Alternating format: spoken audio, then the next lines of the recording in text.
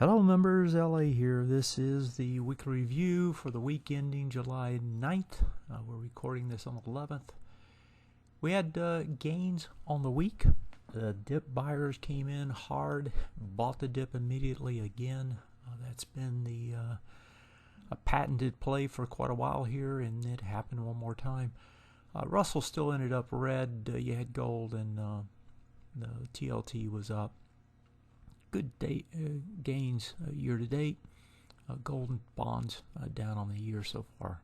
The reality here is that they keep buying this market, and we know that because if we look at the intermediate and long-term trends, they're bullish, and we've seen that over and over, where this market just finds a reason to keep buying.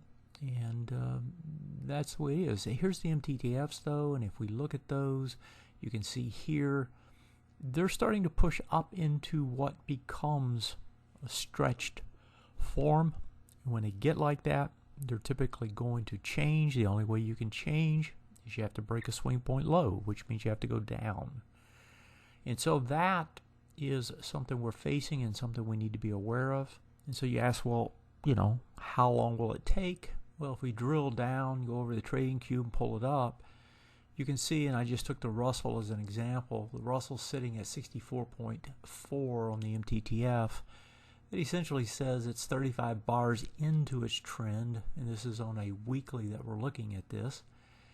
And on that, if we were going to get to the 70 number, which is when you start to get extended, that's 40 weeks. We're at 35, so that's 5 more weeks.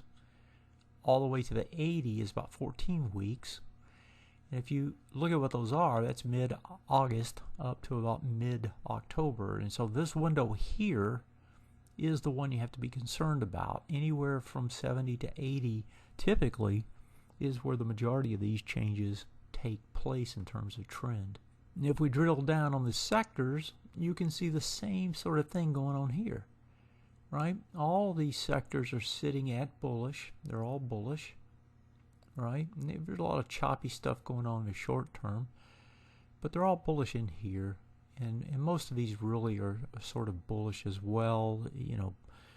To get a trend bullish in the Neoclassical model, you have to have 6 bars between the last swing point high and a break. That way the swing point high registers. When you get fast moves, sometimes that doesn't happen because it comes within usually 5 bars if it does. And so we kind of end up with a situation where it shows sideways, but when you look at the chart, you can tell that it's really trending bullish at the time. So despite that, you can see here that these things are also, they're not extended, but they're getting there, just like we saw on the indexes. And why that's so important is because if you look at those sectors that are in the 60 range now, and that are going to be in that mid-August to October window that we talked about with the indexes, 80% of the S&P is in those sectors.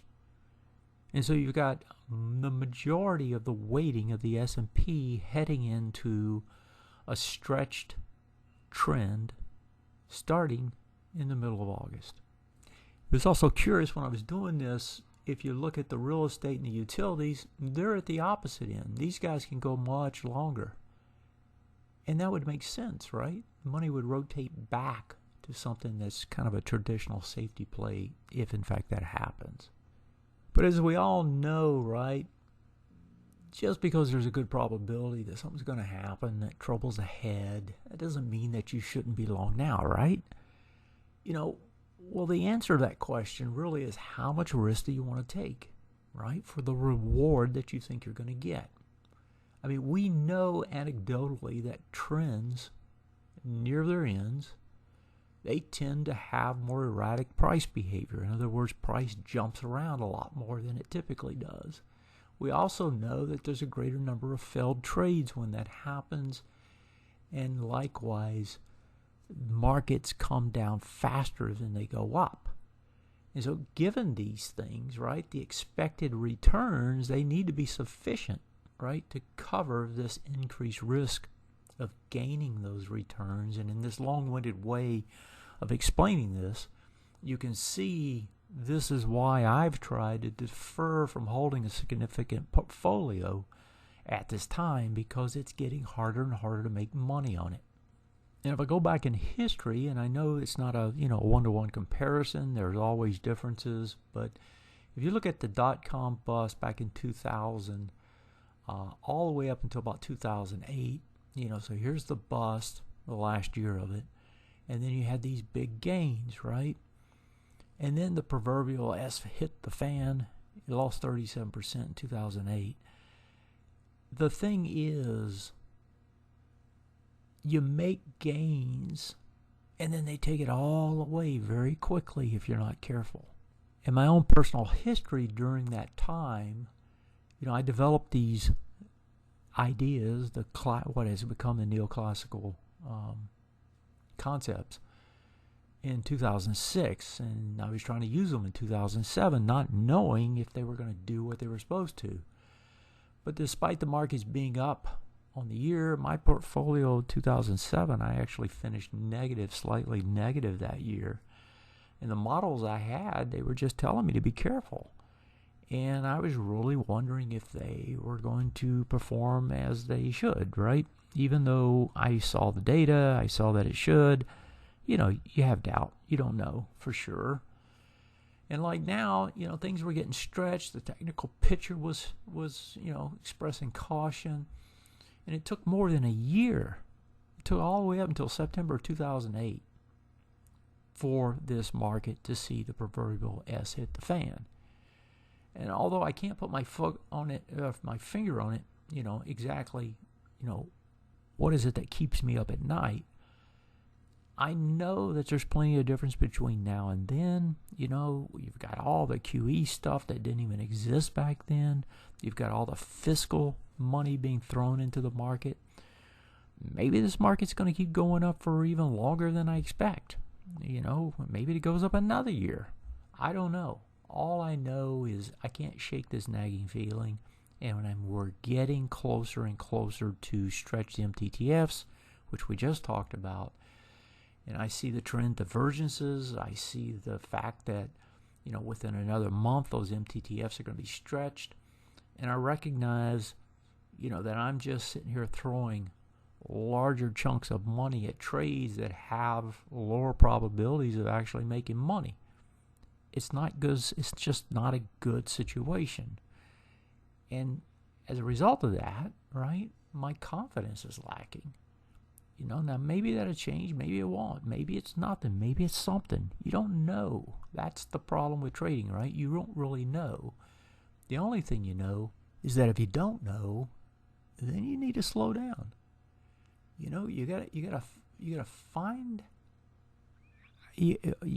that balance, right, between protecting and trying to accumulate. There's times when you really try to accumulate and you lay it all out there, and there's times where you really try to hold on to what you got. You can't control what's going to happen. All you can do is react to it, and you can take your risk or not, and you can, play your parameters one way or the other, assuming that risk that you have. Essentially, it just boils down to reward and risk. And right now, the reward looks to be a lot less favorable than it was before. And that's why you have to get cautious at times. And as always, I don't want to get too bearish, right? If I just look at the ABCD structures, right, those targets that are out there right now, right, they're all out there. These green ones, they're all happening. The only ones that haven't, moved from potential to actual in play were a couple on the Russell. This is bullish, right? I recognize this is bullish. I just also recognize that the choppiness is greater now than it was before.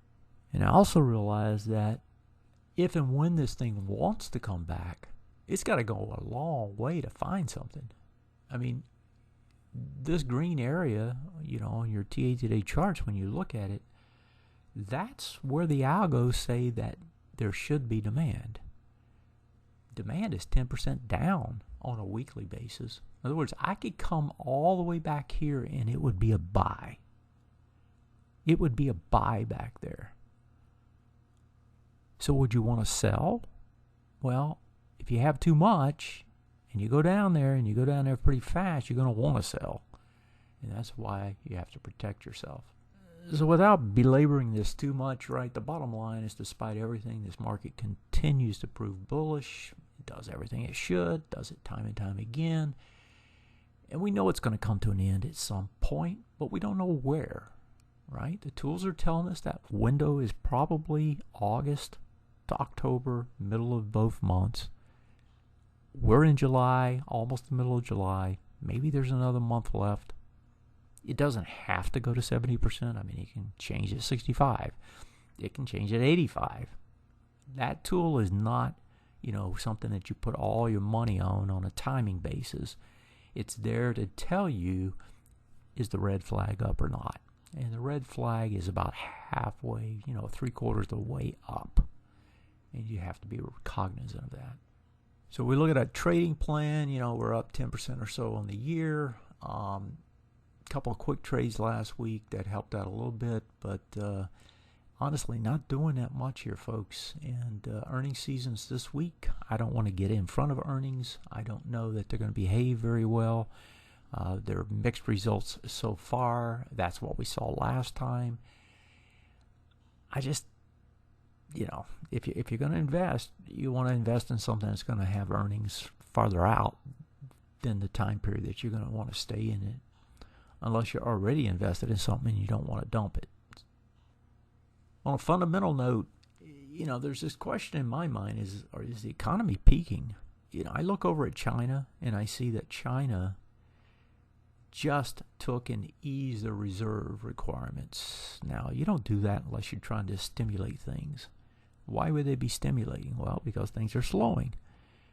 Well, if you look back, China was where this mess began with COVID. They were the first in, and they were the first back on their feet. Now they're slowing down. Are we going to do the same? I think there's some reasons to believe that you might. And so there may be the situation here where the economy is peaking. In other words, we're hitting that peak at this time. And if that's true, right, then the earnings are going to be peaking. And this week, even though it continues to favor the bulls from a seasonal standpoint, right, the debt fret's going to start pretty soon because you got that at the end of the month. I suspect that's going to get popular press pretty soon.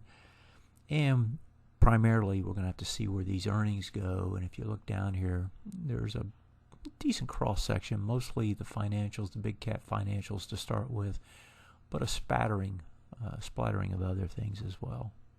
So last week we came in closer to the most likely scenario than either of the other two. And if you remember last week, I introduced these Bollinger Bands. I don't look at these that much, but when the market gets stretched in a very short period of time, I usually take a look at them because when you get outside the boundaries, it gets harder and harder to keep going up.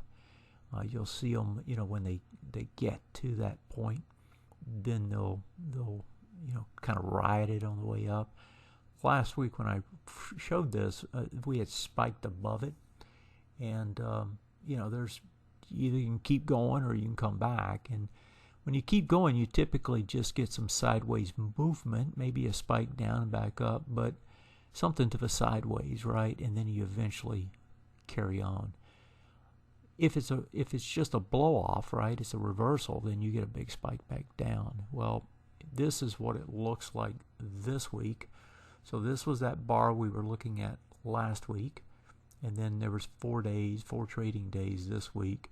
And you can see it kind of went sideways. And then we got that spike down. And it looked as if, right, we were going to be this scenario. But really, it's kind of sideways. And now trying to climb back up and to hug this line on the way up.